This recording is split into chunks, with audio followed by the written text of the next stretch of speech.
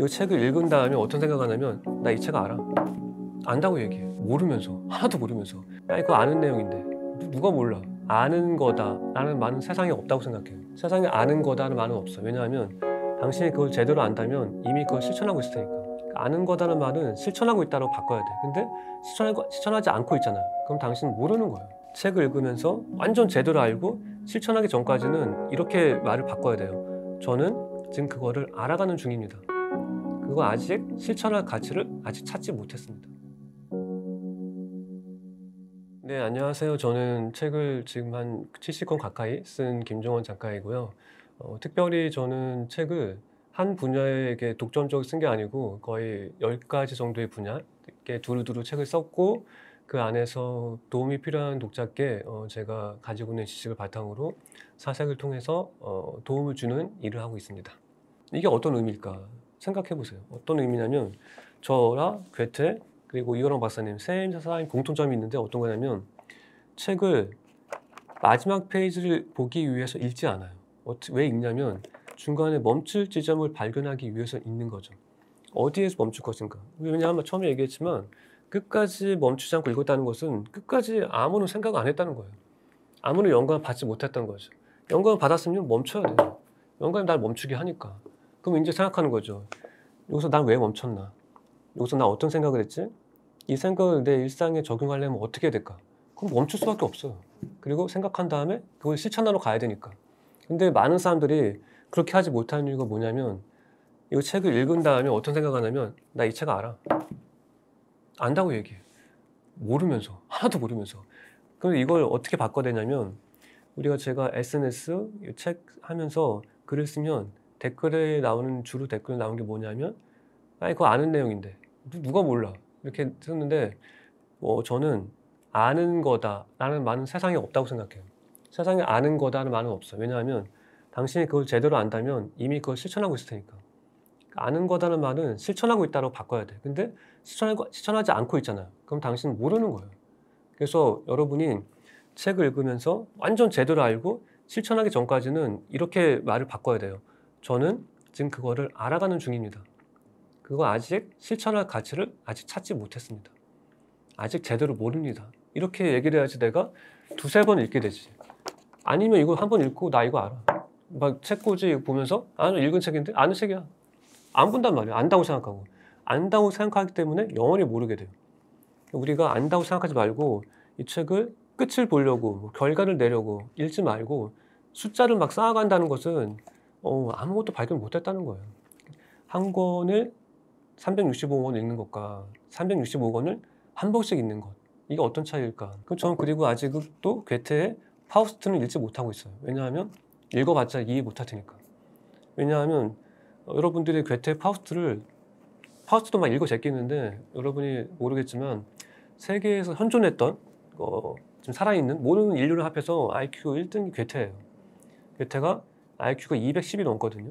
근데 괴테가 210이 넘는 IQ를 가지고 있는 괴테가 그 파우스트를 60년 동안 썼어요. 근데 우리는 IQ가 반밖에 안 되면서 그걸 막 일주일 만에 다 읽으려고 그래. 그리고 이해 못했다고 짜증내고 막 에이 번역이 잘못됐어 막 이렇게 얘기한단 말이야. 이해 못하는 게 당연한 거지. IQ 반이면 120년 동안 읽어야 돼요. 근데 60년 동안 쓴 거를 일주일만 어떻게 읽어? 저는 그거 읽어봤자 이해 못하는 거라는 것을 알고 있어요. 그래서 읽지 않고 있죠. 수준에 많은 책을 읽으면서 중간중간 멈추면서 왜냐하면 이 책은 처음에 얘기했지만 내가 아직 스스로 깨닫지 못한 것을 스스로 깨닫는 사람이 자신의 깨달음을 글자로 남긴 거란 말이에요. 책은. 우리가 읽으면서 그 사람이 깨달은 걸 읽으면 뭐해? 중간중간 읽으면서 여기 이렇네? 왜 이럴까 하면서 덮고 내 글을 쓰기 시작해야죠. 이제 내 글을 글을 쓰기 시작해야지 이제부터 한 줄 쓰면 그게 내가 읽은 한 줄이 되는 거지. 이거 100권 읽었다고 100권 읽은 게 아니에요. 내가 책을 읽고 나의 글을 쓰는 시간을 갖는 것부터가 독서의 시작이다. 그렇게 생각합니다. 제가 책을 내면 이런 검색해보면 어떤 게 있냐면 작가님 책이 나왔다. 정말 좋아. 빌리러 가자. 이렇게 나온단 말이에요. 1차 관문이 그거예요.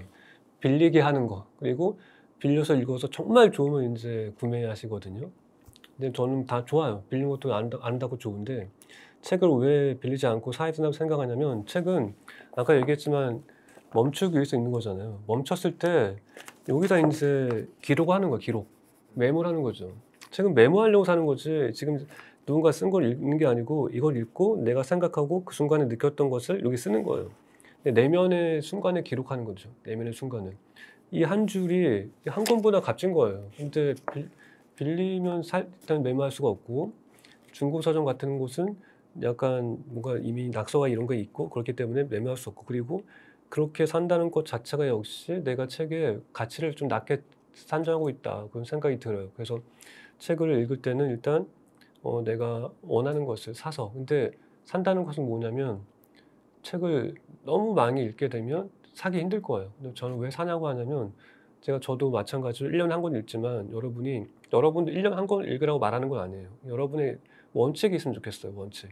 그냥 시작부터 끝까지 읽는 게 목적이 아니고 내 원칙은 뭐 이렇게 하는 거죠. 여기서 내 일에 적용할 수 있는 것을 뭐 10개 발견하기 이런 원칙을 정하든지 아니면 내가 궁금했던 것을 책에 질문하기 이런 원칙을 정해서 읽어보는 거예요. 근데 그렇게 질문을 하면 책은 어떤 책이든 상관없이 여러분한테 가장 좋은 대답을 해줄 거예요. 근데 책이 당신에게 하지 않는 이유는 아무것도 묻지 않기 때문에 대답 안 해주는 건데 그래서 저는 책 읽을 때도 마찬가지. 여러분이 마케터라고 마케팅 책만 읽는 것은 가장 수준이 낮은 거예요. 여기 누군가 쓴 것을 나만의 시각으로 변주해서 나의 의도에 맞게 텍스트로 밖에 내보내는 거죠. 그걸 하려면 같은 분야의 책을 읽는 게 아니고 다른 분야의 책을 읽어야 된다. 그게 독서 고수가 되는 방법이다. 좀 그렇게 생각을 해요. 저는 독서를 책만 읽는 게 독서라 생각하지 않고 우리가 책을 읽지 않을 때는 세상을 읽고 있다. 이렇게 생각하시면 좋겠어요. 뭔가 영감을 느낀다면 그 영감에 맞는 주제의 책을 골라서 그 책을 읽으면 돼요. 책에서만 뭔가 얻으려고 하면 얻어지는 게 별로 없겠죠. 세상에서 본 것이 책을 강력하게 요구해야 돼요. 뭘 읽었는데 거기에서 궁금한 게 생겼어. 그래서 그 주제에 대한 책을 이제 고르는 게 독서의 방식이지 남이 좋다더라, 뭐 서울대 추천 도서더라 이런 거는 전혀 소용이 없다. 뭐 서점 온라인 사이트 같은 데 보면 연예인 누가 추천한 책 이렇게 나오는데 아 이걸 보고 책을 선택하는 사람이 있겠는데 연예인 누가 읽은 책을 내가 왜 읽어야 될까? 이런 생각이 드는 거예요. 다른 사람이 추천한 책 말고 나의 일상이 강력하게 추천한 책을 읽어라. 그러면 이제 그 책에서 당신은 원하는 것을 얻게 될 것이다. 스킵 독서죠. 이렇게 띄엄띄엄 읽는 거. 그러니까 여러분이 아무거나 띄엄띄엄 읽을 수 있는 책을 먼저 골라서 읽는 게 좋겠고 그런 책 대표적인 게 뭐가 있냐면 난중일기. 난중일기는 서간체 소설이잖아요. 하루하루 일기니까 아무 데나 펼쳐도 돼요. 다 내용이 개별적이에요. 가장 쉽게 초보자가 읽을 수 있는 스킵 독서는 난중일기다. 근데 그걸로 시작하면 소설을 읽을 때도 이제 나중에 고단수가 되면 스킵하면서 읽을 수가 있어요. 소설도 역시 그 소설을 쓴 작가의 일상의 태도가 담겨져 있는 이야기일 뿐이니까. 그러니까 여러분이 책을 읽을 때 책은 글을 쓰는 것보다 독서가 더 창의로운 독서적 작업이에요. 왜냐하면 괴테한테 물어봤어요. 괴테가 말년에 이런 질문을 받았어요. 괴테, 당신은 독서가 뭐라고 생각해? 괴테가 이렇게 얘기했어요. 난 아직도 독서가 뭔지 잘 모르겠다. 사람마다 독서하는 방법은 다 다르기 때문에 하나는 규정할 수가 없다. 여러분은 여러분만의 독서법을 찾아내셔서 그걸 꾸준히 루틴으로 만들어서 읽는 것이 되게 중요하다. 그런 생각이 들고 내 안에 이 12가지 주제로 고민하고 있는 사람들의 질문들이 내 안에 쌓여 있어요. 이 역사, 철학, 과학, 경제, 영어, 외국어 분야에서 고민하고 있는 사람들이 뭘로 고민하고 있는가를 제가 평소에 귀담아 듣기 때문에 그 사람들의 질문이 내 안에 있고 그 사람의 질문을 통해서 세상을 바라보면 그 세상에서 이 사람들에게 도움이 될 수 있는 영감을 저한테 주는 거죠. 그걸 제가 이제 글 쓰는 거예요. 괴테, 문해력이 뭐라고 생각해? 이렇게 물어보니 괴테가 모두가 같은 것을 보고 있는 상황에서 너만의 시각으로 그걸 보고 마음속에 넣고 네가 꺼내고 싶은 방식대로 텍스트로 변주해서 꺼낼 수 있다면 너는 네 안에 천재성을 다 꺼낼 수 있다. 그게 바로 문해력이다. 모든 줄에 다 줄을 쳤다. 이걸 의미해요. 줄을 치는 것은 지적인 능력과 별로 관계가 없어요. 그날그날의 질문이 다른 곳에 줄치게 만들어주니까. 그러니까 그날그날 질문으로 다른 걸 줄치면서 다 줄치게 됐고 이제 나는 한 권 다 읽게 되었다. 그걸 의미하죠. 네.